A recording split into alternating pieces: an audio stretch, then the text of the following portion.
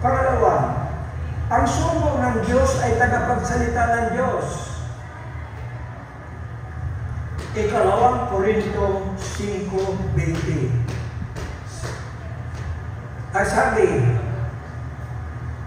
kami nga mga sugo sa pangalan ni Kristo, nawaring namamanhik ang Diyos sa pamamagitan namin. Kayo'y pinamamanikan namin sa pangalan ni Kristo na kayo'y makipagkasugo sa Diyos.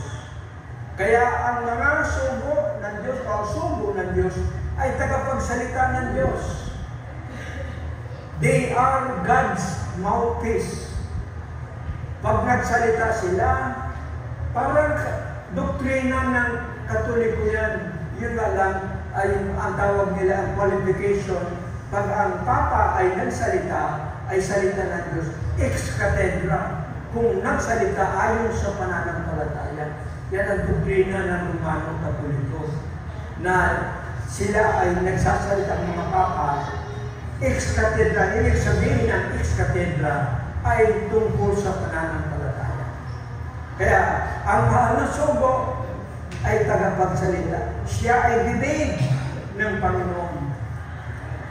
Purihin ang Panginoon. Kaya naniwala sa Kanya, naniwala sa Panginoon. Ang tumanggap sa Kanya ay tumanggap sa Panginoon. Purihin ang Panginoon. At pangatlo, may sinalan ito ang huli na rin. Pangatlo, ang mga sugo ng Diyos ay humahatol in the place of God. They pass judgment. Mababasa po natin ito sa unang ikalawang Korinto 5:5. Tama ba yun ba? Ikalawang Korinto 5:5 ba yun?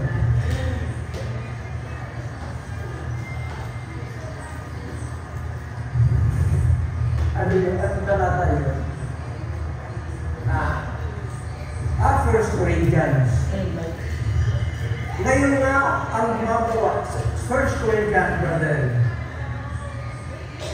Upang ang ganyan ay ibigay ko kay Satanas sa kawawasak ng kanyang kaluluwa naman, upang ang Espiritu ay maligtas sa araw ng Panginoon.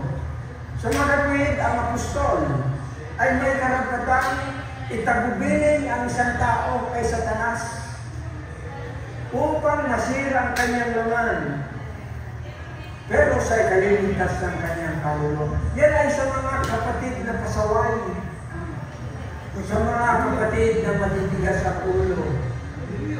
Ang apostol ay binibigay, itinatagubilin actually kay Satanas. Kakilakila mo, mawawasak ang kanyang katawan kapag siya ay nasa kamay ng Satanas.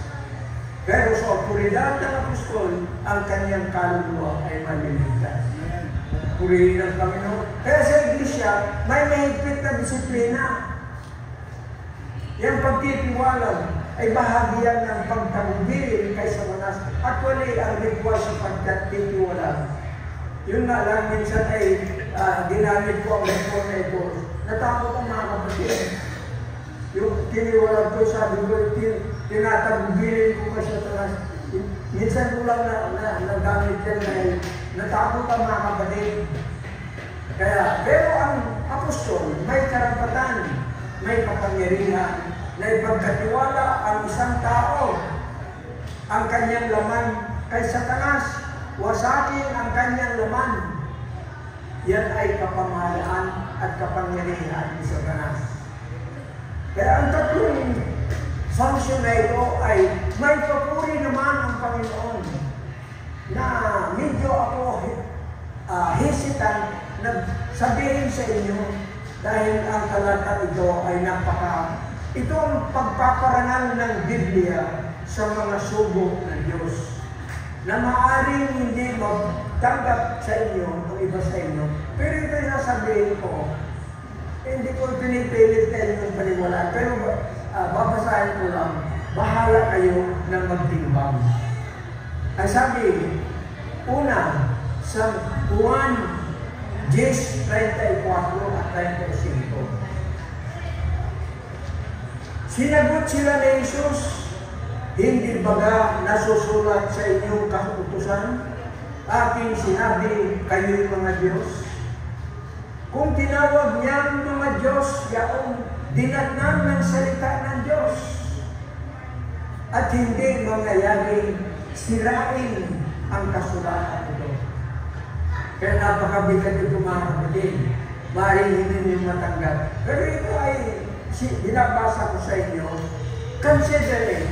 Inyong pagmulayan at inyong ipanalangin ang salita ng Diyos.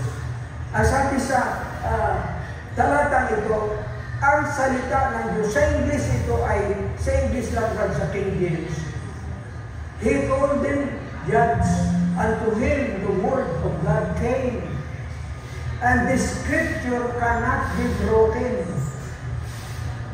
Sa lumang tipan pa, ito ang tawag ng Biblia sa mga naghahatol para sa Diyos at nagtumanggap ng salita ng Diyos. Mababasa natin sa Psalms 82. Yung buong Psalms na yan ay tungkol sa mga naghahatol. Parang ito ay kinagagalitan ng Diyos sa mga hukom, sa mga tumanggap nga ng pamagat na Diyos. Tingnan natin sa Psalms 82. Ang Diyos ay tumayo sa kapisanan ng Diyos. Siya ay humahatol sa gitna ng mga Diyos. Hindi ko napapansin. God has no fellowship with idols. Walang pakikisama ang Diyos sa mga Diyos-Diyosan. Pero sa talatang ito, kapisanan ng mga Diyos sa gitna ng mga Diyos, small letter D, sa gitna ng mga Diyos. At sa talata na 6, inyo kong pansinin. Aking sinasabi, kayo'y mga Diyos, at kayong lahat ay mga anak ng Diyos ng kataas-taasan. Sa makatwid, ang mga naghahatol para sa Diyos, one who judges for God instead of God, siya ay binibigyan ng karangalan na Diyos. Small letter D yan, maliit na D, God. Kaya, ito ay sinitas ng Panginoon mismo. Hindi mo papansin. Sa 1 34 at 35. Aking sinabi, kayo'y mga Diyos, ito ang pinakamataas na parangal ng Biblia sa mga dinatnan, sa mga humahatol para sa Diyos, sa mga nagsasalita para sa Diyos. Hindi pa natin, sa katunayan ito ang unang pagkakataong marinig niyo sa akin ito. Hindi ko itinuro sa Bible School, hindi ko itinuro kailanman. Pero, hindi mo naman sinasabi na paniwalaan mo ka. Pero akin ay kanyaya, isipin ninyo, bulayin ninyo.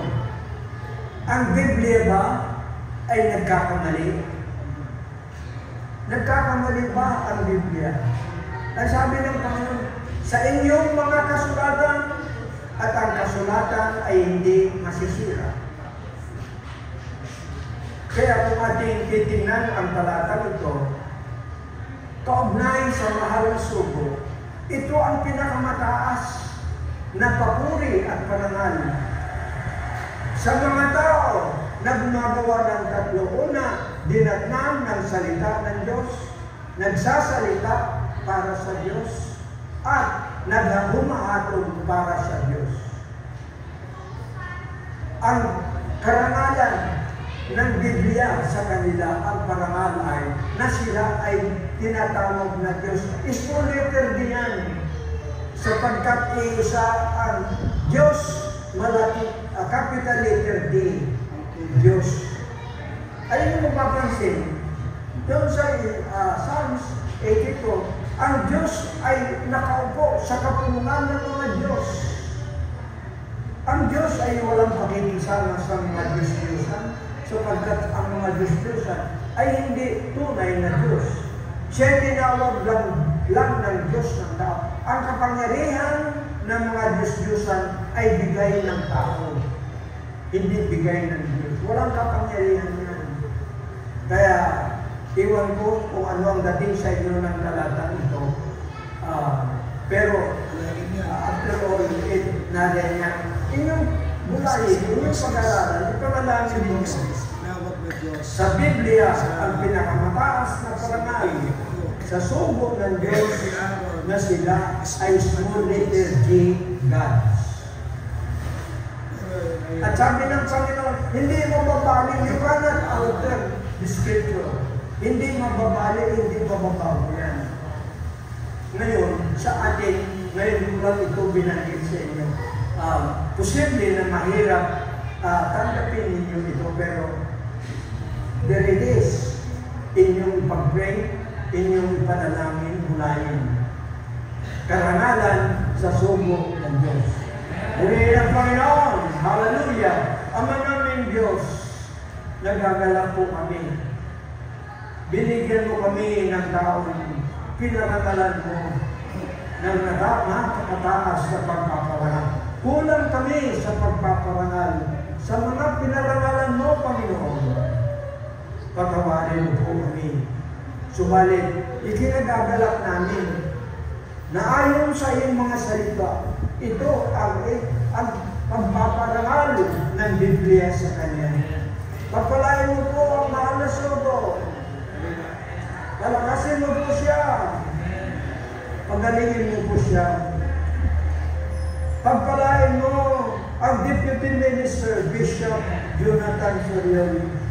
Sana, Panginoon, ay mapasakay niya rin ang pahid ng Espiritu ng mahal na sugo upang ang Iglesia ay akayin niya sa tagumpay na siya ay maging halimbawa sa salita, sa pananampalataya, sa pamumuhay upang gayahin namin at makaharap kami sa iyo, Panginoon, na nakalulugod at sabay.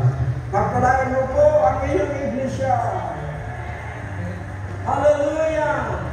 Sa darating pa, Panginoon, na 50 taon kung hindi ka pa dumating, makikita namin ang lalong malalaking bagay na iyong gagawin. Sapagkat mga tao na dinagubilin mo ang namumuno sa amin. Pagpalain mo po ang bawat kapatid. God bless our visitors. Bless everyone. In the name of Jesus. Lahat magsabi, praise the Lord.